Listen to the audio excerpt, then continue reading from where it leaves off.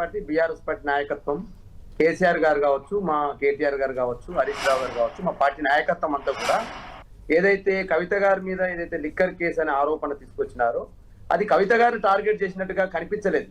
కేసీఆర్ గారిని టార్గెట్ చేసినట్టుగా కనిపించింది. కేసీఆర్ గారిని బదనాం చేయాలని ఆలోచన చేసింది. తెలంగాణలో బీఆర్ఎస్ పార్టీని ఓడగొట్టాలనే ప్రయత్నం చేసింది అనే అంశాన్ని స్పష్టంగా అనేక మార్లు టీవీ చర్చలో చెప్పినాం. అదేవిధంగా కేసీఆర్ గారిని డైరెక్ట్ గా టార్గెట్ చేస్తే ఎక్కడ తెలంగాణ ప్రజలు ఈసడించుకుంటారు అని చెప్పేసి కవిత గారిని టార్గెట్ చేశారు. కవిత గారిని కావాల్సుకొని ఆ కేసులో ఇరికిచ్చారని చెప్పినాం.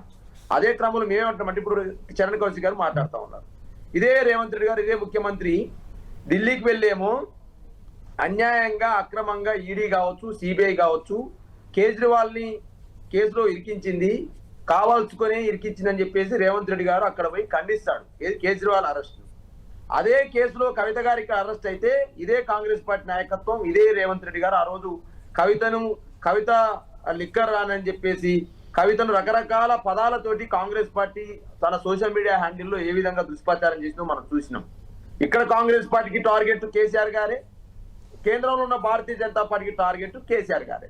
కాబట్టి ఇద్దరు కలిసి ఒక అస్త్రాన్ని, ఒక ఏదైతే వెపన్ గా ఉన్నటువంటి తెలంగాణ ప్రయోజనాలు కావచ్చు, భారతదేశ ప్రయోజనాలని ఎక్కడైతే బయటికి వెళ్ళే క్రమంలో, అంటే ఎప్పుడైతే టిఆర్ఎస్ కాస్త బీఆర్ఎస్ అయినప్పుడు భారత రాష్ట్ర సమితిగా కేసీఆర్ గారికి ఉన్నటువంటి ఆలోచన విధానం కావచ్చు, కేసీఆర్ గారి స్పీచ్ పవర్ కావచ్చు, కేసీఆర్ గారి లాంగ్వేజ్ లో ఉన్న పట్టు కావచ్చు, ఈ దేశంలో నాకు తెలిసి కేసీఆర్ గారు మాట్లాడినంత అనర్గళంగా హిందీ కావచ్చు, ఉర్దూ కావచ్చు, ఇంగ్లీష్ కావచ్చు, తెలుగు కావచ్చు, ఈ మూడు భాషలలో అద్భుతంగా మాట్లాడి తెలంగాణ వనరులే కావచ్చు, భారతదేశం భౌగోళిక నైసర్గిక స్వరూపం సంబంధించి కావచ్చు, అనేక అంశాల మీద పట్టున్న నాయకుడు కేసీఆర్. కాబట్టి కేసీఆర్ గారు మళ్ళీ మూడవసారి గెలిచినట్టయితే కేంద్రంలో కావచ్చు, దేశంలో కావచ్చు, రాష్ట్ర రాజకీయాల్లో క్రియాశీలకంగా ఉంటాడు. కాబట్టి కేసీఆర్ ని బదనాం చేయాలనే టార్గెట్ భారతీయ జనతా పార్టీ పెట్టుకుంటే ఆ భారతీయ జనతా పార్టీకి ఇక్కడ ఆసరాగా కాంగ్రెస్ పార్టీ ఉపయోగపడ్డది.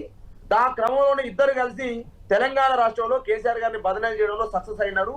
దాన్ని మద్యం సంబంధించినటువంటి కేసుని మాత్రం ఆసరాగా ఉపయోగించుకున్నారు. సార్ ఎవరైనా అనొచ్చు, ఇలా టెంటివ్ ద్వారా చెప్తా ఉన్నాను, ఎవరికైనా ఆడవాళ్ళు ఉంటారు, ఆడపడుచులు ఉంటారు.